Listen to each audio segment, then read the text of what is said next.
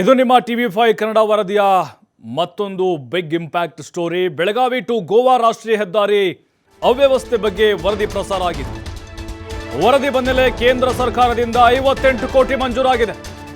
ಹಲವು ವರ್ಷಗಳಿಂದ ಸಾವಿನ ಹೆದ್ದಾರಿಯಲ್ಲಿ ಪ್ರಯಾಣಿಕರು ಪ್ರಯಾಣಿಸ್ತಾ ಇದ್ರು. ಹಲವು ವರ್ಷಗಳಿಂದ ಹೆದ್ದಾರಿಯಲ್ಲಿ ತಗ್ಗು ಗುಂಡಿಗಳದ್ದೇ ಕಾರ್ಬಾರ್ ಇತ್ತು. ಅಂದ್ರೆ ಗುಂಡಿಲಿ ರಸ್ತೆ ಇದೆಯೋ ಅಥವಾ ರಸ್ತೆ ಮಧ್ಯೆ ಗುಂಡಿದೋ ಗೊತ್ತಾಗ್ತಿರ್ಲಿಲ್ಲ, ಹದಗೆಟ್ಟು ಹೋಗ್ಬಿಟ್ಟಿತ್ತು. TV5 ಅವಾಗ ಏನ್ ಮಾಡ್ತು ಅಂತ ಹೇಳಿದ್ರೆ, ಸಾವಿನ ಪ್ರಯಾಣ ಅನ್ನುವಂಥ ಶೀರ್ಷಿಕೆಯನ್ನು ಇಟ್ಕೊಂಡು ವರದಿಯನ್ನು ಪ್ರಸಾರ ಮಾಡ್ತು ನಿರಂತರವಾಗಿ. ಸುದ್ದಿ ಪ್ರಸಾರ ಆಗ್ತಿದ್ದಂತೆ ಕೇಂದ್ರಕ್ಕೆ ಮನವಿ ಸಲ್ಲಿಸಿದ್ರು ರಾಜ್ಯ ನಾಯಕರು. ಈಗ ಕೇಂದ್ರ ಸರ್ಕಾರದಿಂದ ಹೆದ್ದಾರಿ ಕಾಮಗಾರಿಗೆ 58 ಕೋಟಿ ಅನುದಾನ ರಿಲೀಸ್ ಆಗಿದೆ. ನೋಡಿ, ಇದೇ ದಾರಿ, ಹೆದ್ದಾರಿ ಅಂತ ಇದು, ಸಾವಿನ ದಾರಿ, ಇದು ಯಮನ್ ದಾರಿ. 2024 ಮಾರ್ಚ್ 30ರೊಳಗೆ ರಾಷ್ಟ್ರೀಯ ಹೆದ್ದಾರಿ ಕಾಮಗಾರಿ ಪೂರ್ಣ ಮಾಡ್ತೀವಿ ಅಂತ ಸಚಿವರು ಹೇಳಿದ್ದಾರೆ. ಲೋಕೋಪಯೋಗಿ ಸಚಿವರು ಇದನ್ನು ಪರಿಷತ್ನಲ್ಲೂ ಕೂಡ ಪ್ರಸ್ತಾಪವನ್ನು ಮಾಡಿದರು. ನೋಡಿ ರಸ್ತೆ ಹೇಗಾಗಿತ್ತು ಅಂತೇಳಿ, ಈಗಲೂ ಹಾಗೇ ಇದೆ. ನೀವು ಬೆಳಗಾವಿ ಟು ಗೋವಾ 52 ಕಿಲೋಮೀಟರ್, ಇದು 4.5 ವರ್ಷ ಶುರುವಾಯಿತು ಕಾಮಗಾರಿ ಆರಂಭ ಆಗಿ. ಆಮೆಗತಿಯಲ್ಲಿ ಭಾಳ ವಿಳಂಬ ನಡೀತಾ ಇತ್ತು. ತಗ್ಗು ಗುಂಡಿಗಳದ್ದೇ ಕಾರ್ಬಾರ್ ಆಗಿತ್ತು. ಮಳೆ ಬಂದರೂ ಕೇಳೋದೇ ಬೇಡ ಪರಿಸ್ಥಿತಿ. ಎಷ್ಟು ಜನ ಬಿದ್ದು ಕೈಕಾಲು ಮುರ್ಕೊಂಡಿದ್ದಾರೋ ಗೊತ್ತಿಲ್ಲ.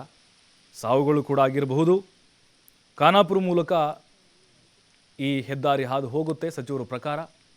ಈಗ TV5 ವರದಿ ಬಳಿಕ ವ್ಯವಸ್ಥೆ ಅಲರ್ಟ್ ಆಗಿದೆ. ಎಲ್ಲರೂ ಕೂಡ, ಸಚಿವರು, ಅಧಿಕಾರಿಗಳು ಎಲ್ಲರೂ ಕೂಡ ಅಲರ್ಟ್ ಆಗಿ ಈಗ ಕೇಂದ್ರಕ್ಕೆ ಮನವಿಯನ್ನು ಮಾಡಿಕೊಂಡಿದ್ರು. 58 ಕೋಟಿ ಈಗ ಮಂಜೂರಾಗಿದೆ. ಸ್ಥಳೀಯರಿಂದ ಭಾರೀ ವಿರೋಧ ವ್ಯಕ್ತವಾಗ್ತಾ ಇತ್ತು. ಅಲ್ರಿ, ಗೋವಾಕ್ಕೆ ಲಕ್ಷಾಂತರ ಸಂಖ್ಯೆಯಲ್ಲಿ ಪ್ರವಾಸಿಗರು ಎಂಟ್ರಿ ಕೊಡ್ತಾನೆ ಇರ್ತಾರೆ. ಅದರಲ್ಲಿ ನಿಮಗೆ ಬೆಳಗಾವಿ ಮೇಲೆ ಗೋವಾಕ್ಕೆ ಹೋಗೋದು ಭಾಳ ಈಸಿ. ಬೆಳಗಾವಿಲಿದ್ದರೆ ಸಿಕ್ಕಾಪಟ್ಟೆ ಈ ಮಹಾರಾಷ್ಟ್ರ, ಈ ಆಂಧ್ರ ಪ್ರದೇಶ, ಅಲ್ಲಿಂದ ಭಾಳ ಈಸಿಯಾಗಿ ತೆಲಂಗಾಣ, ಬೆಳಗಾವಿ ಮೇಲೇ ಬರೋದು ಅವರು. ಈ ಹೆದ್ದಾರಿ ಕರೆಕ್ಟ್ ಇತ್ತು ಅಂತಂದರೆ ನಿಮ್ಗೇನಿಲ್ಲ ಅಂತಂದ್ರೆ ಒಂದು ಅರ್ಧ ಗಂಟೆ ದಾರಿ, ಬೆಳಗಾವಿಯಿಂದ ಅರ್ಧ ಗಂಟೆಲಿ ಹೋಗ್ಬೋದು ನೀವು ಅಷ್ಟೇ. ಈ ಹೆದ್ದಾರಿ ಕರೆಕ್ಟ್ ಇತ್ತು ಅಂತ ಹೇಳಿದರೆ. ಬರೀ 52 ಕಿಲೋಮೀಟ್ರು ಬೆಳಗಾವಿ ಟು ಗೋವಾ ರಾಷ್ಟ್ರೀಯ ಹೆದ್ದಾರಿ. ಈ ಬಗ್ಗೆ TV5 ವರದಿಯನ್ನು ನಿರಂತರವಾಗಿ ಮಾಡಿತ್ತು. ಈಗ ಎಚ್ಚೆತ್ತುಕೊಂಡಿದ್ದಾರೆ. ಕೇಂದ್ರ ಸರ್ಕಾರ 58 ಕೋಟಿ ಅನುದಾನ ಮಂಜೂರು ಮಾಡಿದೆ. ನೋಡಿ, ಇದು ವಿಳಂಬ ಆಗಲಿಕ್ಕೆ ಕಾರಣ ಅಂತ ಹೇಳಿದ್ರೆ ಗುತ್ತಿಗೆದಾರರು ಕೂಡ ಸ್ವಲ್ಪ ಆಟ ಆಡಿಸಿದ್ರಲ್ಲಿ. ಈ ಒಂದು ರಾಷ್ಟ್ರೀಯ ಹೆದ್ದಾರಿ 4.5 ವರ್ಷದಿಂದ ಆರಂಭ ಆದರೂ ಕೂಡ ಈ ಪರಿಸರ ಇಲಾಖೆಯಿಂದ ಸ್ವಲ್ಪ ಅಡಚಣೆ ಉಂಟಾಗಿತ್ತು. ಅಲ್ಲಿ ಅಕ್ಕಪಕ್ಕದಲ್ಲಿ ಒಂದು ಕಾಡಿನ ಪ್ರದೇಶ ಇದೆ, ಗಿಡ ಮರಗಳು ಮಾರಣ ಹೋಮ ಆಗುತ್ತೆ. ಪರಿಸರವಾದಿಗಳೇನು ಮಾಡಿದರು, ಕೋರ್ಟ್ ಮೆಟ್ಲೇರಿದ್ರು. ಆಮೇಲೆ ಕೋರ್ಟ್ ತಡೆಯಾಜ್ಞೆ ಕೊಟ್ಟಿತ್ತು. ಕಳೆದ ನವೆಂಬರ್ನಲ್ಲಿ ತಡೆಯಾಜ್ಞೆ ಅಂದರೆ ಸ್ಟೇ ಕ್ಲಿಯರ್ ಆಯಿತು. ಅದಾದ ಮೇಲೂ ಕೂಡ ಗುತ್ತಿಗೆದಾರರ ಬದಲಾವಣೆ ಆಯಿತು. ಆಗ ಯೋಜನೆ ಮತ್ತೆ ವಿಳಂಬ ಆಯಿತು. ಈಗ ಹೊಸ ಗುತ್ತಿಗೆದಾರರಿಗೆ ಈ ಪ್ರಾಜೆಕ್ಟನ್ನು ಕೊಡಲಾಗಿದೆ. ನಿರಂತರವಾಗಿ ಸಭೆಯನ್ನು ಕೂಡ ಮಾಡಿ ಇದರ ಪ್ರಗತಿ ಕುರಿತು ಮಾಹಿತಿ ಸಂಗ್ರಹವನ್ನು ಕೂಡ ಸಚಿವರು ಮಾಡ್ತಾ ಇದ್ದಾರೆ. ಹಣಕಾಸಿನ ವ್ಯವಸ್ಥೆ ಅಂತೂ ಕೂಡ ಬಗೆಹರಿದಿದೆ. 2024 ಮಾರ್ಚ್ ಒಳಗಡೆ ಈ ರಾಷ್ಟ್ರೀಯ ಹೆದ್ದಾರಿ ಮುಕ್ತ ಸಂಚಾರಕ್ಕೆ ಅನುಕೂಲ ಆಗಲಿದೆ. ಆರಾಮಾಗಿ ನೀವು ಗೋವಾಕ್ಕೆ ಹೋಗ್ಬೋದು. ಅಲ್ಲಿ ಹೊರಳಾಡ್ತಾ ಹೋಗೋದಕ್ಕಿಂತ ನಿಧಾನವಾಗಿ ಆರಾಮದಾಯಕವಾದಂತಹ ಪ್ರಯಾಣವನ್ನು ಮಾಡಬಹುದು. ಬೆಳಗಾವಿ ಟು ಖಾನಾಪುರ ನಡುವಿನ 30 ಕಿಲೋಮೀಟರ್ ಕಾಮಗಾರಿ ಕೂಡ ಅಲ್ಲಿ ಪೂರ್ಣ ಆಗಿದೆ. ಬಟ್ ಈಗ ಈ ಯೋಜನೆಯನ್ನು ಕೈಗೊಳ್ಳಲಾಗಿತ್ತು. ನಿಗದಿತ ಅವಧಿಯಲ್ಲಿ ಯೋಜನೆ ಪೂರ್ಣಗೊಳ್ಳುವಂಥ ವಿಶ್ವಾಸ ಈಗ ಮೂಡ್ತಾ ಇದೆ.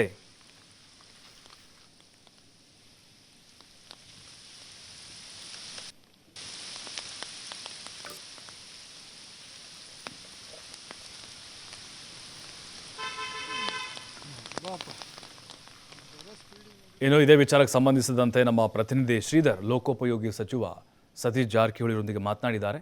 ಕೇಳೋಣ.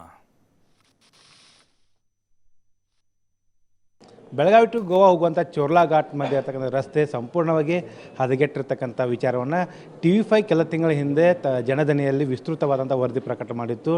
ಸಾವಿನ ರಹದಾರಿ ಅನ್ನುವಂಥ ಒಂದು ವರದಿಗೆ ಈಗ ಲೋಕೋಪಯೋಗಿ ಸಚಿವರ ಜೊತೆಗೆ ಜಿಲ್ಲಾ ಉಸ್ತುವಾರಿ ಸಚಿವರಾದಂಥ ಸತೀಶ್ ಜಾರಕಿಹೊಳಿ ಒಂದು ಪರಿಹಾರವನ್ನು ಕಂಡುಕೊಂಡಿದ್ದಾರೆ. ಬನ್ನಿ ನಮ್ಮ ಜೊತೆ ಮಾತನಾಡೋಕ್ಕೆ ಸ್ವತಃ ಅವರೇ ಇದ್ದಾರೆ. ನಿನ್ನೆಷ್ಟೇ ಕೇಂದ್ರ ಸಚಿವರಂತ ನಿತಿನ್ ಗಡ್ಕರಿ ಕೂಡ ಅವ್ರು ಭೇಟಿಯಾಗಿರ್ತಕ್ಕಂಥದ್ದು. ಸರ್, ಈ ಸಾವಿನ ದಾರಿ ಅನ್ನೋಂಥ ಒಂದು ವರದಿಯನ್ನು TV5 ಪ್ರಕಟ ಮಾಡಿ ಸರ್, ಇದಕ್ಕೊಂದು ಪರಿಹಾರ ಸಿಗ್ತಾ ಇದೆ. ಭಾಳ ಕೆಟ್ಟದಾಗಿದೆ. ಯಾಕಂದರೆ ಈ ಸುಮಾರು ವೆಹಿಕಲ್ಗಳು ಜಾಸ್ತಿ ವೆಹಿಕಲ್ ಆಗಿದೆ ಆ ರಸ್ತೆ ಮೇಲೆ. ನಮ್ಮದು ಚೋರ್ಲಾ ರಸ್ತೆ ಅಂತೀವಿ ನಾವು ಅದಕ್ಕೆ. ಸೊ ಅದು ಸುಮಾರು 1 ವರ್ಷ 2 ವರ್ಷದಿಂದ ಕೆಟ್ಟಾಗಿದೆ, ಅದು ಆವಾಗಿಂದ ಹಾಳಾಗಿದೆ. ಸೊ ಅದಕ್ಕೆ ಸಾಕಷ್ಟು ಪ್ರಯತ್ನ ಮಾಡೋ ಹಿಂದಿನ ಸರ್ಕಾರ ಮಾಡಲಿಕ್ಕೆ ಸಾಧ್ಯ ಆಗಿರಲಿಲ್ಲ. ನಾವು ಬಂದ ತಕ್ಷಣ ನಮ್ಮ ಗಮನಕ್ಕೆ ಬಂದ ಮೇಲೆ ಅದು ನ್ಯಾಷನಲ್ ಹೈವೇಗೆ ಸೇರಿದಂಥ ರಸ್ತೆ. ಗಡ್ಕರಿಗೆ ಅವ್ರು ರಿಕ್ವೆಸ್ಟ್ ಮಾಡಿದ್ದೀವಿ. ಸೊ ಕಳೆದ 1 ತಿಂಗಳಿಂದನೇ ಒಂದು 58 ಕೋಟಿ ರೂಪಾಯಿ ಮಂಜೂರು ಮಾಡಿದ್ದಾರೆ. ಸೊ ಅದನ್ನು ಈ ವಾರಲ್ಲಿ ಟೆಂಡರ್ ಮಾಡ್ತೀವಿ. ಆದಷ್ಟು ಏಪ್ರಿಲ್ ಒಳಗೆ ಸಂಪೂರ್ಣವಾಗಿ ಹೊಸ ರಸ್ತೆ ಮಾಡಲಿಕ್ಕೆ ನಾವು ಪ್ರಯತ್ನ ಮಾಡ್ತಾಯಿದ್ದೀವಿ. ಸರ್, ನೀವು ಕೂಡ ಅದೇ ಮಾರ್ಗವಾಗಿ ಓಡಾಟ ಮಾಡಿದ್ರು ಸರ್, ಅಲ್ಲಿ ಅನುಭವ ನೋಡಿದ್ರು? ಇಲ್ಲ, ನಾನು ಮುಂಚೆ ಸುಮಾರು ದಿನಗಳಿಂದ ಓಡಾಡಿರಲಿಲ್ಲ. ನಿನ್ನೆ ಬಂದೆ ನೋಡಬೇಕಂತ ಸ್ಪೆಸಿಫಿಕ್ಕಾಗಿ ಗೋವಾದಿಂದ ಅದೇ ರಸ್ತೆಯಲ್ಲಿ ಬಂದಿವೆ. ಭಾಳ ಕೆಟ್ಟಿದೆ. ಆದರೆ ಈಗಾಗಲೇ ಅದಕ್ಕೆ ಹಣ ಮಂಜೂರಾಗಿದೆ. ಸರ್, ವಿಶೇಷವಾಗಿ ಇದೇನು ಪರಿಸರ ಇಲಾಖೆಯಿಂದ ಏನಾದರೂ ಸಮಸ್ಯೆ ಇದೆಯಾ? ಇಲ್ಲ, ಪರಿಸರ ಇಲಾಖೆ ಏನು ಸಂಬಂಧ ಇಲ್ಲ. ಇದ್ದಷ್ಟು ರೋಡ್ ಮಾಡಲಿಕ್ಕೆ ಅವ್ರದ್ದೇನು ತಕರಾರಿಲ್ಲ. ಹೆಚ್ಚಿಗೆ ಮಾಡಲಿಕ್ಕೆ ಅಬ್ಜೆಕ್ಷನ್ ಇದೆ. ಇದ್ದಷ್ಟು ಮಾಡಲಿಕ್ಕೆ ಅವರ ಓಕೆ ಅಂತ ಹೇಳಿದ್ದಾರೆ. ಅಂದರೆ ಇನ್ನು 3 ತಿಂಗಳಲ್ಲಿ ಒಂದು ಕಾಮಗಾರಿ ಪೂರ್ಣಗೊಳ್ಳುತ್ತೆ ಅಂತಾರೆ ಸರ್? ಪೂರ್ಣಗೊಳ್ತೀವಿ. ಅದು ಏಪ್ರಿಲ್ ಅಥವಾ ಮೇದೊಳಗೆ ಪೂರ್ಣಗೊಳಿಸ್ತೀವಿ. ಎಷ್ಟು ಕಿಲೋಮೀಟರ್ವರೆಗೆ ಇದು? ಸುಮಾರು ಇರ್ಬೋದು, ಅದೊಂದು ಮೋರ್ ದೆನ್ 30 ಕಿಲೋಮೀಟರ್ ಮೇಲೆ ಇದೆ ಅದು, ಯಾಕಂದ್ರೆ ಬಾರ್ಡ್ರ್ವರೆಗೆ. ಸೊ ಮಾಡ್ತೀವಿ, ಒಂದು 4 ಮಂತ್ಸಲ್ಲಿ ಮಾಡ್ತಾರೆ. ಅಂದರೆ ಇನ್ನು 2024ರಲ್ಲಿ ಈ ಭಾಗದಲ್ಲಿ ಓಡಾಡುವಂಥ ಪ್ರಯಾಣಿಕರಿಗೆ ಅದು ಅನುಕೂಲ ಆಗುತ್ತೆ? ಮಾರ್ಚ್ ಒಳಗೆ ಮ್ಯಾಕ್ಸಿಮಮ್ ಏಪ್ರಿಲ್ ಒಳಗೆ ಮುಗಿಸ್ತೀವಿ. ಇವಿಷ್ಟು ಏನಂದರೆ ಜಿಲ್ಲಾ ಉಸ್ತುವಾರಿ ಸಚಿವರಾದ ಸತೀಶ್ ಜಾರಕಿಹೊಳಿ ಹೇಳುವಂಥ ಮಾತು. ಏನು TV5 ಮಾಡಿದಂಥ ವರದಿಗೆ ಈಗ ಫಲ ಸಿಕ್ಕಿರ್ತಕ್ಕಂಥದ್ದು. ಇನ್ನು 3 ತಿಂಗಳಿಂದ ಅಂದರೆ 2024 ಮಾರ್ಚ್ ವೇಳೆಗೆ ಈ ರಸ್ತೆ ಸಂಪೂರ್ಣವಾಗಿ ಸುಗಮ ಸಂಚಾರಕ್ಕೆ ಏನು ಅನುಕೂಲವಾಗಲಿದೆ ಅನ್ನೋಂಥ ಮಾತನ್ನು ಹೇಳ್ತಾರೆ. ಕ್ಯಾಮ್ರಾಮನ್ ರವಿ ಜೊತೆ ಶ್ರೀಧರ್ ಕೊಟ್ಟಾರ್ಗಸ್ತಿ, TV5 ಬೆಳಗಾವಿ. ಈ ಬಗ್ಗೆ ಮಾತನಾಡಲಿಕ್ಕೆ BJP ಮುಖಂಡರು ಹಾಗೆ ಆಟೋಮೊಬೈಲ್ ಉದ್ಯಮಿ ಕೂಡ ಆಗಿದ್ದಾರೆ. ಮಹಾಂತೇಶ್ ಶೋಕುಂದ ಸಂಪರ್ಕದಲ್ಲಿದ್ದಾರೆ. ಸರ್, ನಮಸ್ಕಾರ. ಸರ್, ನಮಸ್ತೆ. ಸರ್, ಈಗ ಬೆಳಗಾವಿ ಟು ಗೋವಾ ಹೆದ್ದಾರಿ ವಿಚಾರವಾಗಿ TV5 ವಿಸ್ತೃತವಾಗಿ ವರದಿ ಮಾಡಿತ್ತು ಸರ್. ಅಂತೂ ಇಂತೂ ವ್ಯವಸ್ಥೆ ಎಚ್ಚೆತ್ತುಕೊಂಡಿದೆ, ಅಧಿಕಾರಿಗಳು ಸಚಿವರು ಎಚ್ಚೆತ್ತುಕೊಂಡಿದ್ದಾರೆ. ಈಗ ಅನುದಾನ ಬಿಡುಗಡೆ ಆಗಿದೆ ಅಂತ ಸರ್, ರಸ್ತೆ ಆಗೋದು ಕನ್ಫರ್ಮ್ ಆಗಿದೆ. ನಿಮ್ಮ ಅಭಿಪ್ರಾಯ ಸರ್? ನನ್ಗೆ ನೆನಪಿದೆ ಸರ್, ತಾವು ನನಗೆ ಫೋನ್ ಮಾಡಿದ್ರಿ. ಸರಿ, ನಾನು ಮಾತಾಡಿದ್ದೆ. ಹೌದು. ಒಂದು ಕಳಕಳಿಯ ವಿಚಾರವಾಗಿ TV5 ಯಾವ ರೀತಿಯಲ್ಲಿ ಹೊಂಡಿಗಳು ಬಿದ್ದಿದೆ, ಯಾವ ರೀತಿ ಜನರಿಗೆ ಸಂಪರ್ಕ ಕಷ್ಟ ಆಗ್ತಾ ಇದೆ, 2 ರಾಜ್ಯಗಳನ್ನು ಸಂಪರ್ಕಿಸುವ ಹೆದ್ದಾರಿಯಲ್ಲಿ ಆಗ್ತಿರುವಂತಹ ಅವಘಡಗಳನ್ನೆಲ್ಲ ತಾವು ಬಿತ್ತರ ಮಾಡಿದ್ರಿ. ಹೌದು. ಈಗ ನೋಡಿ, ಈ ವಿಷಯವನ್ನ ಇಟ್ಕೊಂಡು ಮಾನ್ಯ ಕೇಂದ್ರ ಸಚಿವರಿಗೆ ಸಲ್ಲಿಸಿದಂತ ಮನವಿಯನ್ನ ಅವರು ಪರಿಗಣನೆ ಮಾಡಿ ಒಂದು 2 ರಾಜ್ಯಗಳನ್ನು ಸಂಪರ್ಕಿಸುವ ಕೊಂಡಿಯಾಗಿರುವಂತಹ ಚೋರ್ಲಾ ಘಾಟಲ್ಲಿ ಒಂದು ಸಮರ್ಪಕವಾದ ವ್ಯವಸ್ಥೆ ಆಗ್ಬೇಕು, ಅಲ್ಲಿ ಆ ರಸ್ತೆಯನ್ನ ಮರು ನಿರ್ಮಾಣ ಮಾಡ್ಬೇಕು ಅಂತ ಹೇಳಿ ಒಂದು 58 ಕೋಟಿಗಳ ಅನುದಾನ ಕೊಟ್ಟಿದ್ದಾರೆ. ಫಸ್ಟ್ ಆಫ್ ಆಲ್ ನಿಮಗೆ ನಿಮ್ಮ ಒಂದು ಎಫರ್ಟ್ಸ್ಗೆ ನಮ್ಮ ಕಡೆಯಿಂದ ಒಂದು ಥ್ಯಾಂಕ್ಸ್, ಸಾರ್ವಜನಿಕರ ಕಡೆಯಿಂದ. ಮತ್ತೆ ಇದರಲ್ಲಿ ನಮ್ಮ ಈ ಭಾಗದ ಶಾಸಕರು ಮತ್ತೆ ಅಲ್ಲಿ ನಮ್ಮ ಜಿಲ್ಲಾ ಉಸ್ತುವಾರಿ ಮಂತ್ರಿಗಳು ಎಲ್ಲರೂ ಮಾತಾಡಿದ್ದಾರೆ. ಜನರ ವಿಷಯ ಅಂತ ಬಂದಾಗ ಪಕ್ಷಾತೀತವಾಗಿ ಒಂದು ನ್ಯಾಯವನ್ನು ಒದಗಿಸುವಂತ ಕೆಲಸ ಎಲ್ಲ ಪಕ್ಷಗಳಿಂದ ಆಗ್ಬೇಕು. ಆ ನಿಟ್ಟಿನಲ್ಲಿ ಯಾರ್ಯಾರು ಪ್ರಯತ್ನ ಮಾಡಿದ್ದಾರೆ ಅವರೆಲ್ಲರಿಗೂ ಒಳ್ಳೇದಾಗ್ಲಿ. ಬಟ್ ಇದನ್ನ ಇಲ್ಲಿಗೆ ನಿಲ್ಲಿಸಬಾರ್ದು. ಇದೊಂದು ರಾಷ್ಟ್ರೀಯ ಹೆದ್ದಾರಿ. ಅದು ಒಂದು ಹೋಗ್ತಿರುವಂತಹ ಘಾಟಲ್ಲಿ, ಅರಣ್ಯ ಪ್ರದೇಶದಲ್ಲಿ ಅದನ್ನ ಯಾವ ರೀತಿ ನಾವು ವನ್ಯಜೀವಿಗಳನ್ನ ಪರಿಗಣನೆಗೆ ಇಟ್ಟುಕೊಂಡು ಓಡಾಡೋರಿಗೆ ಸಮರ್ಪಕವಾದಂತ ಒಂದು ಹೆದ್ದಾರಿನ ರೂಪಿಸುವ ಯೋಜನೆ ಆಗ್ಬೇಕು. ಅದನ್ನು ಕೂಡ ಭವಿಷ್ಯದಲ್ಲಿ ಅವ್ರು ಮಾಡ್ಬೇಕು ಅಂತ ಹೇಳಿ ನಾನು ಮನವಿಯನ್ನು ಇಟ್ಟು ನಿಮಗೂ ಅವ್ರಿಗೂ ಧನ್ಯವಾದ ಹೇಳ್ತೀನಿ ಸರ್. ಹೌದು. ಬಟ್ ಈ ರೋಡ್ ಆಗೋದ್ರಿಂದ ಅನುಕೂಲ ಜಾಸ್ತಿ ಇದೆ ಅಲ್ವಾ ಸರ್ ಈಗ ಬೆಳಗಾವಿ ಟು ಗೋವಾ? ಹೌದು ಸರ್, ಹೌದು. ಗೋವಾಗೆ ಸಂಪರ್ಕ ಮಾಡುವಂತಹ ಅತಿ ಕಿರಿದ ದಾರಿ, ಅಂದ್ರೆ ಶಾರ್ಟ್ ರೂಟ್ ಇದು. ಹಾಗಾಗಿ ಬಹುಪಾಲು ಕರ್ನಾಟಕದಲ್ಲಿ ಹೋಗುತ್ತೆ, ಮಿಕ್ಕಿದ ಭಾಗ ಗೋವಾದಲ್ಲಿದೆ. ಅದು ನಮ್ಮ ಭೀಮ್ಗಢ ವನ್ಯಜೀವಿ ಧಾಮದಲ್ಲಿ ಹೋಗೋದ್ರಿಂದ ಸ್ವಲ್ಪ ಮಳೆ ಜಾಸ್ತಿ ಆ ಭಾಗದಲ್ಲಿ. ಹಾಗಾಗಿ ಮರಳಿ ಈ ತರದ ಘಟನೆಗಳು ಆಗ್ಬಾರ್ದು. ಆಮೇಲೆ ಈಗ ಯಾವ್ದು ಆಗಿತ್ತೋ ಅದನ್ನ ಮರುಕಳಿಸಂತೆ ಸರ್ಕಾರದವರು ಮತ್ತೆ ಅಧಿಕಾರಿಗಳು ನೋಡ್ಕೊಬೇಕು. ಆಮೇಲೆ ಅದನ್ನ ಇನ್ನೂ ಯೋಜನೆ ಮಾಡ್ಕೊಂಡು ಯಾವ ರೀತಿ ದೊಡ್ಡದ್ ಮಾಡಬಹುದು ಅಥವಾ ಈ ತರದ ಅನಾನುಕೂಲಗಳು ಮುಂದೆ ಉಂಟಾಗದಿರೋ ತರ ಯಾವ ತರ ಕೆಲಸ ಮಾಡ್ಬೇಕು ಅನ್ನೋ ನಿಟ್ಟಿನಲ್ಲೂ ಕೂಡ ಸಂಬಂಧಪಟ್ಟವ್ರು ಕೆಲಸ ಮಾಡಿದ್ರೆ ಒಳ್ಳೇದಾಗುತ್ತೆ ಸರ್. ನಿಜ. ಬಟ್ ಇದು ಇನ್ಮೇಲೆ ಪ್ರವಾಸಿಗರಿಗೂ ಕೂಡ ಇದು ಜಾಸ್ತಿ ಅನುಕೂಲ ಆಗುತ್ತೆ ಅಂತ ಸರ್? ಪ್ರವಾಸಿಗರಿಗೆ ಅನುಕೂಲ ಆಗ್ಲೇಬೇಕು ಸರ್. ಅಂದ್ರೆ ಹೇಗಾಗುತ್ತೆ ಅಂದ್ರೆ ನಮ್ಮ ಆ ಚೋರ್ಲಾ ಘಾಟಿಂದ ಓಡಾಡೋರು ಬರೀ ಕರ್ನಾಟಕದವರಲ್ಲ. ಗೋವಾಗ್ ಹೋಗೋರು ಬಹುಪಾಲು ಜನ ಆಂಧ್ರದಿಂದ ಬರೋರೆಲ್ಲ ಈ ಭಾಗದಿಂದನೇ ಹೋಗ್ತಾರೆ. ಮಹಾರಾಷ್ಟ್ರದಿಂದ ಬರೋರು ಹೀಗೆ ಹೋಗ್ತಾರೆ. ಕರ್ನಾಟಕ ಸುಮಾರು ಜನ ಇಲ್ಲಿಂದ ಹೋಗ್ತಾರೆ. ಈಗ ಏನಾಗಿತ್ತು ಅಂದ್ರೆ, ನಾವು ಆಟೋಮೊಬೈಲ್ ಉದ್ಯಮಿ ಕೂಡ ಅಂತ ತಾವ್ ಹೇಳಿದ್ರಲ್ಲ, ನಮ್ದು ಒಂದು multi brand car tyre showroom ಇದೆ. ಸಾಕಷ್ಟು ಜನ ಮಧ್ಯರಾತ್ರಿ ಎಲ್ಲ ಕಾಲ್ ಮಾಡ್ತಾರೆ ನಮ್ಗೆ. ಪಾಪ ಅಪಘಾತ ಮಾಡ್ಕೊಂಡಿರುವಂತವ್ರು, ಟೈರ್ ಹೊಡ್ಕೊಂಡಿರುವಂತವ್ರು, ಅಲ್ಲಿ ಹಾನಿಗೊಳಗಾಗಿರುವಂತವ್ರು. ಅವ್ರು ಯಾರು ಲೋಕಲೈಟ್ಸ್ ಇರಲ್ಲ, ಅವ್ರಿಗೆ ಇಲ್ಲಿ ಎಕ್ಸೆಸಿಬಿಲಿಟಿ ಗೊತ್ತಿರಲ್ಲ, ಯಾರ ಹತ್ರ ಹೋಗ್ಬೇಕು ಅನ್ನೋದು. ಎಷ್ಟೋ ಜನ ಫ್ಯಾಮಿಲಿ ಅವ್ರು ಇರ್ತಾರೆ, ಮಕ್ಳು ಇರ್ತವೆ. ಅಂತವ್ರಿಗೆಲ್ಲರಿಗೂ ಇದು ರಸ್ತೆ ಸರಿ ಹೋಗೋದ್ರಿಂದ ಒಂದು ಅನುಕೂಲತೆ ಆದ್ರೆ ಅದು ನಮ್ ಖುಷಿ ಸರ್. ನಿಜ. ಸರ್ ನೀವು ಲಾಸ್ಟ್ ಓಡಾಡಿ ನೆನಪಿದೆ ಸರ್ ಇಂಥ ರೋಡಲ್ಲಿ, ಇಂಥ ವ್ಯವಸ್ಥೆಯಲ್ಲಿ? ಸರ್ ಉತ್ತರ ಕರ್ನಾಟಕದ ಬಹುಪಾಲು ರೋಡ್ಗಳು ಹೀಗೆ ಇದಾವೆ, ಇನ್ನು ಈಗಲೂ ಓಡಾಡ್ತಿರ್ತೀವಿ ಸರ್. ಲಾಸ್ಟ್ ಓಡಾಡಿದ್ದಂತಲ್ಲ. ಉತ್ತರ ಕರ್ನಾಟಕವು ಅಭಿವೃದ್ಧಿ ಆಗ್ಬೇಕು. ಈ ಒಂದ್ ರಸ್ತೆ ಸರಿ ಹೋಗೋದ್ರಿಂದ ಇಡೀ ಉತ್ತರ ಕರ್ನಾಟಕ ಸರಿ ಹೋಗಲ್ಲ. ಒಂದು ಇನ್ನು ಸುಮಾರು ರಸ್ತೆಗಳನ್ನ ಸರಿ ಮಾಡುವಂತಹ ಬಹಳ ದೊಡ್ಡ ಜವಾಬ್ದಾರಿ ಎಲ್ಲ ಜನನಾಯಕರ ಮೇಲಿದೆ. ಎಲ್ಲರೂ ಆ ನಿಟ್ಟಿನಲ್ಲಿ ಆಲೋಚನೆ ಮಾಡ್ಬೇಕು ಅಂತ. ನನಗೆ ನೀವು ಹೇಳಿದಕ್ಕೆ ಈಗ ಒಂದು ಪ್ರಶ್ನೆ ಬಂತು ಸರ್. ಉತ್ತರ ಕರ್ನಾಟಕ ಅಂತ ನೀವೇ ಹೇಳಿದ್ರಿ, ಯಾಕೆ ಮಲತಾಯಿ ಧೋರಣೆ ಆಗ್ತಿದೆ ಅಂತ ಅನಿಸ್ತಾ ಇದೆ ಸರ್? ಮಲತಾಯಿ ಧೋರಣೆ ಮುಂಚೆಯಿಂದ ಉತ್ತರ ಕರ್ನಾಟಕದ ಮೇಲೆ ಇದ್ದಿದೆ ಸರ್. ಹಾಗಂತೇಳಿ ಬರೀ ಉತ್ತರ ಕರ್ನಾಟಕ ಜನ ಓಟ್ ಹಾಕಕ್ ಸೀಮಿತರಾಗಬಾರ್ದು. ಉತ್ತರ ಕರ್ನಾಟಕ ನಾಯಕರು ವಿಧಾನಸಭೆಯಲ್ಲಿ ಸರ್ಕಾರ ಸ್ಥಾಪನೆ ಮಾಡ್ಲಿಕ್ಕೆ ಒಂದು ಕೌಂಟ್ ಆಗ್ಬಾರ್ದು. ಅವರು ಕೂಡ ತಮ್ಮ ಹಕ್ಕು ನ್ಯಾಯವನ್ನ ಪ್ರತಿಪಾದನೆ ಮಾಡ್ಬೇಕು, ಹೋರಾಡ್ಬೇಕು. ನಾಯಕರ ಮೇಲೂ ಅಷ್ಟೇ ಜವಾಬ್ದಾರಿ ಇದೆ, ಜನರ ಮೇಲೂ ಅಷ್ಟೇ ಜವಾಬ್ದಾರಿ ಇದೆ. ಈ ಭಾಗದಲ್ಲಿ ಉತ್ತರ ಕರ್ನಾಟಕಕ್ಕೆ ಅನ್ಯಾಯ ಆಗಿದೆ ಅಂತ ನಾವೇನ್ ಕೂಗಾಡ್ತೀವಿ, ನಮ್ಮ ಮೇಲೂ ಅಷ್ಟೇ ಜವಾಬ್ದಾರಿ ಇದೆ. ಒಟ್ಟಾರೆಯಾಗಿ ಕರ್ನಾಟಕ ಅಂದ್ರೆ ಬರೀ ಮೈಸೂರು, ಮಂಗಳೂರು, ಬೆಂಗಳೂರು ಅಭಿವೃದ್ಧಿ ಆಗೋದಲ್ಲ. ಬೆಳಗಾವಿ, ಗುಲ್ಬರ್ಗ, ವಿಜಯಪುರ, ಬಾಗಲಕೋಟೆ, ಹುಬ್ಬಳ್ಳಿ, ಧಾರವಾಡ ನಮ್ಮೆಲ್ಲಾ ನಗರಗಳು ಕೂಡ ಸೇರಿ ಒಟ್ಟಾಗಿ ಅಭಿವೃದ್ಧಿ ಆಯ್ತು ಅಂದ್ರೆ ಕರ್ನಾಟಕಕ್ಕೆ ಒಂದು ಸಮಾನತೆ ಅನ್ನುವಂತಹ ಪದಕ್ಕೆ ಅರ್ಥ ಬರುತ್ತೆ. ಇಲ್ಲಾಂದ್ರೆ ಬರೀ ಇಲ್ಲಿ ಅವ್ರನ್ನ ಮತಕ್ಕಾಗಿ ಕೌಂಟ್ ಮಾಡುವಂತದ್ದು. ದಕ್ಷಿಣ ಭಾರತ ಕರ್ನಾಟಕವನ್ನ ಅಭಿವೃದ್ಧಿ ಮಾಡೋದು, IT ಉದ್ಯಮನೂ ಅಲ್ಲೇ ತಗೊಳ್ಳೋದು. ಬೆಂಗಳೂರು ಜನಸಂಖ್ಯೆ ಸರಿ ಸುಮಾರು ಈಗ 1.25-2 ಕೋಟಿ ಹತ್ರ ತಗೊಂಡು ಹೋಗ್ತಾ ಇದೀರಿ. ಅಲ್ಲಿವರೆಗೂ ಬದುಕಕ್ಕೆ ಅನಾನುಕೂಲ ಇಲ್ಲ. ಕೆಲಸ, ಉದ್ಯೋಗ ಅಲ್ಲೇ ಇದೆ ಅನ್ನೋ ಕಾರಣಕ್ಕೆ ಇಲ್ಲಿನ ಜನ ಅಲ್ಲಿ ಹೋಗ್ತಾರೆ. ಇದೆಲ್ಲದ್ರ ವಿಕೇಂದ್ರೀಕರಣ ಆಗ್ಬೇಕು. ಉತ್ತರ ಕರ್ನಾಟಕಕ್ಕೂ ಉದ್ಯೋಗಗಳು ಬರಬೇಕು, ಜನಕ್ಕೆ ಸೌಲಭ್ಯಗಳು ಸಿಗಬೇಕು ಅನ್ನುವಂತ ಬಹಳ ದೊಡ್ಡ ಹೋರಾಟ, ಬೇಡಿಕೆ ಏನು ಈ ಭಾಗ ಜನರಲ್ಲಿದೆ. ಅದು ಕೂಡ ಈ ತರ ಈಗ ಒಂದೇನ್ ರಸ್ತೆ ಆಯ್ತು, ಇದೇ ನಿಟ್ಟಿನಲ್ಲಿ ಒಂದೇ ಸಣ್ಣದು ದೊಡ್ಡದಾಗಿ ಮಾಡೋದ್ ಬೇಕಾಗಿಲ್ಲ, ಸಣ್ಣದಾಗಿ ಶುರು ಮಾಡ್ಕೊಂಡು ಈ ಭಾಗವನ್ನು ಅಭಿವೃದ್ಧಿ ಪಡಿಸುವಂತಹ ಬಹಳ ದೊಡ್ಡ ನೈತಿಕ ಜವಾಬ್ದಾರಿಯನ್ನ ಪಕ್ಷಾತೀತವಾಗಿ ಎಲ್ಲರೂ ನಿಭಾಯಿಸಬೇಕು ಅನ್ನೋದಂಥದ್ದು ಒಂದು ಪ್ರಾರ್ಥನೆ ಸರ್ ಅದು. Yes sir thank you Mahantesh Okkund ಅವರೇ ಮಾತಾಡಿದ್ದಕ್ಕೆ. ಈಗ ಮತ್ತೊಬ್ಬರಿದ್ದಾರೆ, ಆಮ್ ಆದ್ಮಿ ಪಕ್ಷದ ಮುಖಂಡರು ರಾಜೀವ್ ಟೋಪಣ್ಣ ಅವರು. ಸರ್ ನಮಸ್ಕಾರ. ನಮಸ್ಕಾರ ಸರ್ ಬೆಳಗಾವಿ ಟು ಗೋವಾ ಅಭಿನಂದನೆಗಳು. Thank you sir. Yes sir ತಾವು ನಿರೀಕ್ಷೆ ಮಾಡಿದ್ರ ಸರ್ ಇದು? ಇಲ್ಲ, ಖರೆ ಒಳ್ಳೆ ಒಂದು ಬೆಳವಣಿಗೆ. ಯಾಕಂದ್ರೆ ಇದು ಚೋರ್ಲಾ ಘಾಟ್ ಏನಿದೆ, ಇದು ನಾರ್ತ್ ಗೋವಾಗೆ ಮತ್ತು ಬೆಳಗಾವಿಗೆ ಎಕ್ದಮ್ ಹತ್ರ ಇರುವಂತ ಒಂದು ದಾರಿ.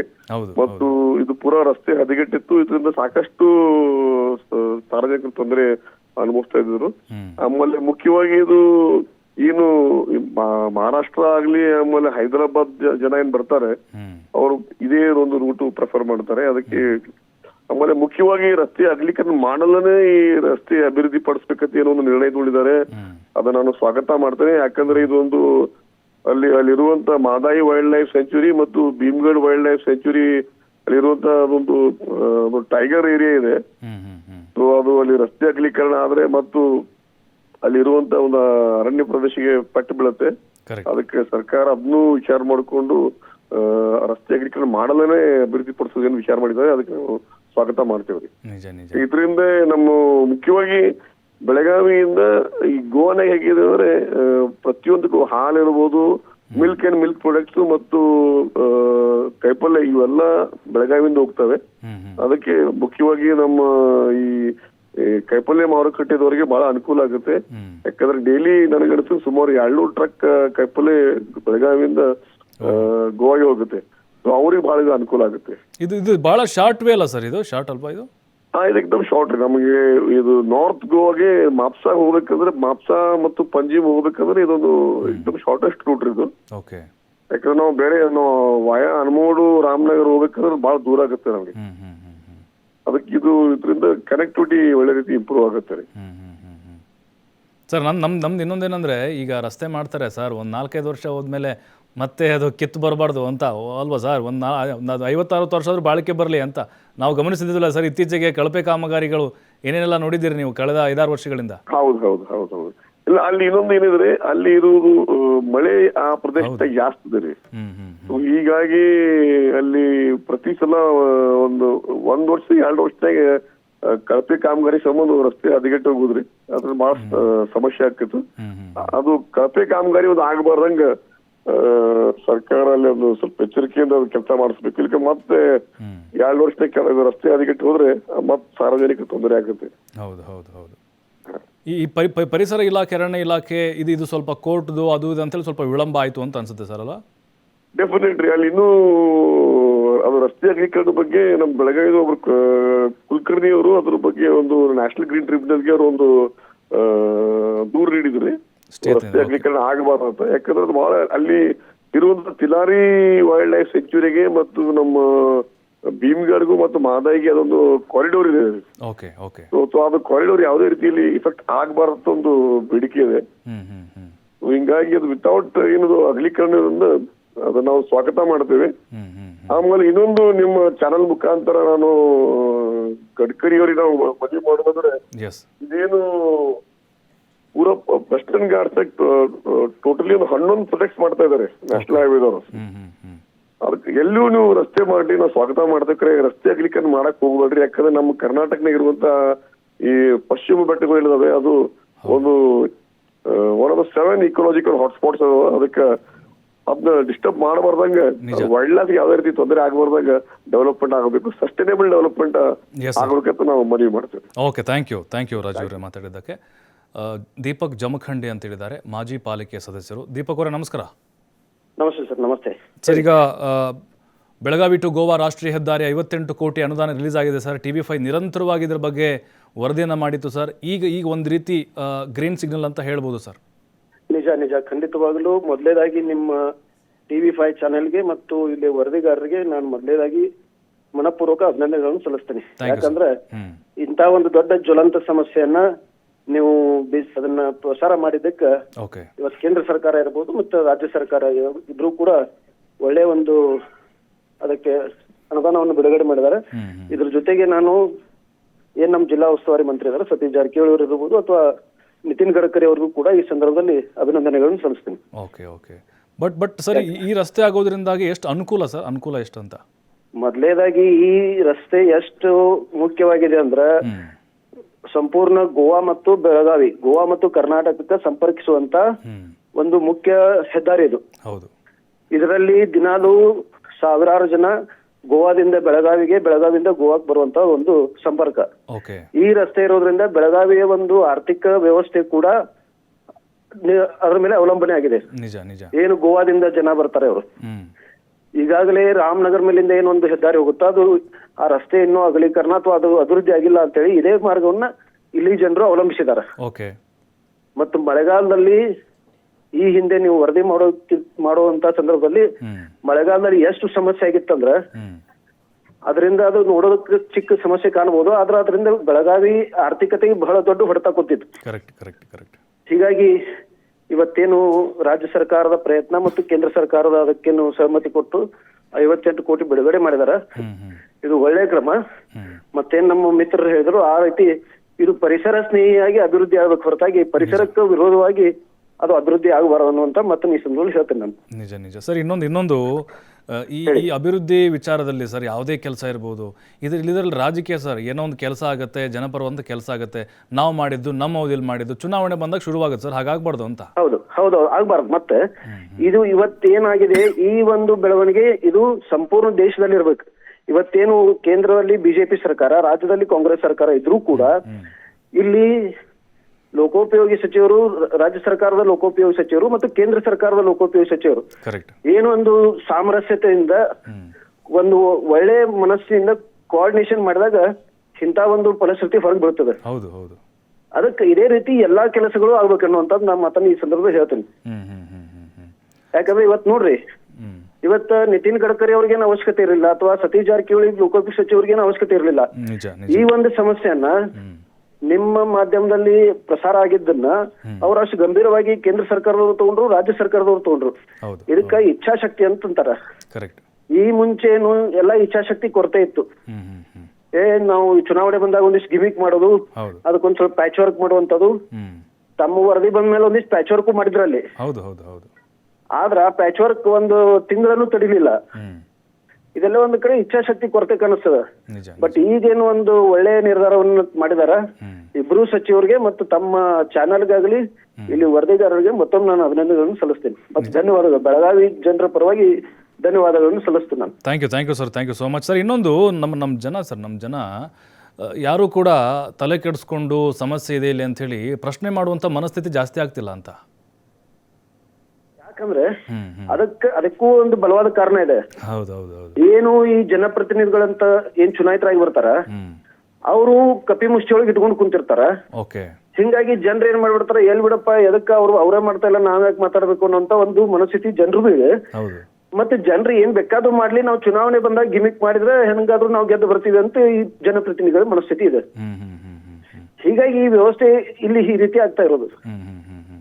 ಆದ್ರೆ ತಾವೇನು ಒಂದು ಈ ಜ್ವಲಂತ ಸಮಸ್ಯೆಯನ್ನ ಎತ್ತಿ ಹಿಡಿದ್ರಿ, ಹೌದು, ಅದನ್ನ ಎರಡೂ ಸರ್ಕಾರಗಳು, ಕೇಂದ್ರ ಮತ್ತು ರಾಜ್ಯ ಸರ್ಕಾರದವರು ಗಂಭೀರವಾಗಿ ಪರಿಗಣಿಸಿದ್ರು. ಇದು ಎಲ್ಲೋ ಒಂದು ಕಡೆ ಇಚ್ಛಾಶಕ್ತಿ ಇದೆ ಅಂತ ತೋರಿಸ್ತದೆ. ಇಂಥದೇ ಒಂದು ಮಾದರಿ ಇಡೀ ದೇಶದೊಳಗೆ ಮತ್ತು ಎಲ್ಲಾ ರಾಜ್ಯಗಳಲ್ಲೂ ಆಗ್ಬೇಕು, ಮತ್ತು ಇದು ಎಲ್ಲಾ ಡಿಪಾರ್ಟ್ಮೆಂಟ್ಗೂ ಆಗ್ಬೇಕು, ಬರೀ PWD ಅಷ್ಟೇ ಅಲ್ಲ. ನಿಜ ನಿಜ ನಿಜ. ಈಗ ನೀರಾವರಿ ಇರ್ಬೋದು, ಈಗ ಕಾವೇರಿ ಇಶ್ಯೂ ಬಂತು ಅಥವಾ ಕೃಷ್ಣಾ ಬಂತು, ಇದ್ರೊಳಗೂ ಕೂಡ ಈ ರೀತಿ ಕೋಆರ್ಡಿನೇಷನ್ ಆದ್ರೆ ಎಲ್ಲಾ ಸಮಸ್ಯೆಗಳು ಬಗೆಹರಿತಾವ ಅನ್ನುವಂತ ಒಂದು ನಂಬಿಕೆ. ನಿಜ ಸರ್, ನಿಜ ನಿಜ ನಿಜ. ಇದೇ ಇಚ್ಛಾಶಕ್ತಿ ಬೇರೆ ಕೆಲಸಗಳಲ್ಲೂ ಕೂಡ ಇರಬೇಕು ಅಂತ ಜನಪರವಾಗಿ ಎಲ್ಲಾ ಡಿಪಾರ್ಟ್ಮೆಂಟ್ಗಳಲ್ಲೂ ಇರಬೇಕು. ಮತ್ತು ಇದೇ ರೀತಿ ಎಲ್ಲಾ ಹಂತದೊಳಗೂ ಜನರನ್ನು ಆ ಬಗ್ಗೆ ಯೋಚನೆ ಮಾಡಬೇಕು, ಚಿಂತನೆ ಮಾಡಬೇಕು. ಮತ್ತೆ ಏನ್ ನಮ್ಮಿಂದ ಚುನಾಯಿತರಾಗಿ ಹೋಗಿರ್ತಾರ, ಅವ್ರು ಯಾವುದೇ ಪಕ್ಷದವ್ರು ಇರ್ಲಿ, ಯಾವುದೇ ಹಂತದ ಜನಪ್ರತಿನಿಧಿ ಇರ್ಲಿ, ಒಬ್ಬ ಗ್ರಾಮ ಪಂಚಾಯತಿ ಸದಸ್ಯನಿಂದ ಹಿಡ್ಕೊಂಡು ಮೆಂಬರ್ ಆಫ್ ಪಾರ್ಲಿಮೆಂಟ್ ತನಕ ಹೌದು ಹೌದು ಎಲ್ಲರೂ ಅದನ್ನ ವಿಚಾರ ಮಾಡ್ಬೇಕು. ಬರೀ ಸರ್ಕಾರ, ರಾಜ್ಯ ಸರ್ಕಾರನ ಮಾಡ್ಬೇಕು ಅಥವಾ ಕೇಂದ್ರ ಸರ್ಕಾರನ ಮಾಡ್ಬೇಕು ಅನ್ನೋಂಗಿಲ್ಲ. ಈಗ ನಾವೇನ್ ಪ್ರಸಾರ ಮಾಡಿದೆ, ಇಲ್ಲಿ ಚೋರ್ಲಾ ಬರ್ತದ, ಜಾಂಬೋಟಿ ಬರ್ತದ, ಕನಕುಂಬಿ ಬರ್ತದ, ಅಲ್ಲಿ ಗ್ರಾಮ ಪಂಚಾಯತಿಗಳು ಅದಾವ. ಆ ಗ್ರಾಮ ಪಂಚಾಯತಿ ಸದಸ್ಯರದು ಅಷ್ಟೇ ಜವಾಬ್ದಾರಿ ಐತಿ. ಬರೀ ರಾಜ್ಯ ಸರ್ಕಾರ ಅಥವಾ ಕೇಂದ್ರ ಸರ್ಕಾರದ ಅಷ್ಟೇ ಅಲ್ಲ, ಅಲ್ಲಿ ಜಿಲ್ಲಾ ಪಂಚಾಯತ್ ಸದಸ್ಯರು, ಅಲ್ಲಿ ಶಾಸಕರು ಅಂತ ಒಂದು ಇದು ಎಲ್ಲಾರದು ಇದೆ. ಅದಕ್ಕೆ ಎಲ್ಲಾರು ಕೂಡಿ ಈ ರೀತಿ ಕೆಲಸ ಮಾಡಿದಾಗ, ಮತ್ತ ಇದ್ರೊಳಗೆ ತಮ್ಮ ಒಂದೇನು ಮಾಧ್ಯಮಗಳಿದಾವ, ಅವರು ಅದನ್ನ ನಮಗ್ ಪ್ರಸಾರ ಮಾಡಿದಾಗ ಅದನ್ನ ನಾವು ಗಮನಿಸ್ಕೊಂಡು ಕೆಲಸ ಮಾಡ್ಬೇಕಷ್ಟೇ. ನಿಜ ಸರ್, ನಿಜ ನಿಜ ನಿಜ ನಿಜ. ಥ್ಯಾಂಕ್ ಯು ಸರ್ ಮಾತಾಡಿದ್ದಕ್ಕೆ. ಭಾಳ ಖುಷಿ ಆಯಿತು ನೋಡಿ. ಬೆಳಗಾವಿಯ ಜನ ಬಹಳ ಖುಷಿಯನ್ನು ವ್ಯಕ್ತಪಡಿಸ್ತಾ ಇದ್ದಾರೆ. ಶಾರ್ಟ್ ಆ್ಯಂಡ್ ಸ್ವೀಟ್ ದಾರಿ ಇದು, ಬರೀ 35-40 ಕಿಲೋಮೀಟ್ರು ಗೋವಾ ಬಂದುಬಿಡುತ್ತೆ. ಬೆಳಗಾವಿ, ಮಹಾರಾಷ್ಟ್ರದವ್ರು ಹೋಗ್ತಾರೆ ಅಲ್ಲಿ ಇದೇ ರೂಟ್ ಮೇಲೆ, ಆಂಧ್ರ ತೆಲಂಗಾಣದವ್ರು ಹೋಗ್ತಾರೆ. ಆಮೇಲೆ ವ್ಯಾಪಾರ ವಹಿವಾಟಿಗೆ ಹೇಳಿ ಮಾಡಿಸಿದಂಥ ರೂಟ್ ಇದು.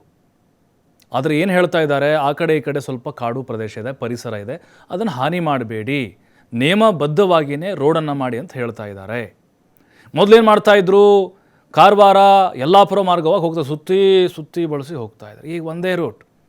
TV5ನ ಮತ್ತೊಂದು ಸಾಮಾಜಿಕವಾದಂಥ ಬದ್ಧತೆ ಇದು. 58 ಕೋಟಿ ಅನುದಾನ ಕೇಂದ್ರ ಸರ್ಕಾರದಿಂದ ಬಿಡುಗಡೆಯಾಗಿದೆ. ನಾವು ಕೇಂದ್ರ ಸರ್ಕಾರದ ಸಚಿವರಿಗೂ ಮತ್ತು ರಾಜ್ಯ ಸರ್ಕಾರದ ಲೋಕೋಪಯೋಗಿ ಸಚಿವರಿಗೂ ಸತೀಶ್ ಜಾರಕಿಹೊಳಿ ಅವರಿಗೆ ಧನ್ಯವಾದ TV5 ಕಡೆಯಿಂದ ಸಮಸ್ತ ರಾಜ್ಯದ ಪರವಾಗಿ ತಿಳಿಸ್ತಾ ಇದ್ದೇವೆ. ಇದೇ ರೀತಿಯಾದಂತಹ ಇಚ್ಛಾಶಕ್ತಿ ಬರಲಿ, ಎಲ್ಲ ಇಲಾಖೆಗಳಲ್ಲೂ ಕೂಡ ಕೆಲಸಗಳಾಗಲಿ ಜನಪರವಾಗಿ ಅನ್ನುವಂಥ ಆಶಯ TV5 ಇದಾಗಿದೆ. ಇದೇ ಇವತ್ತಿನ ಜನತೆ ನೋಡ್ತಾರೆ TV5, ಇದು ವಾಸ್ತವದ ಪ್ರತಿರೂಪ.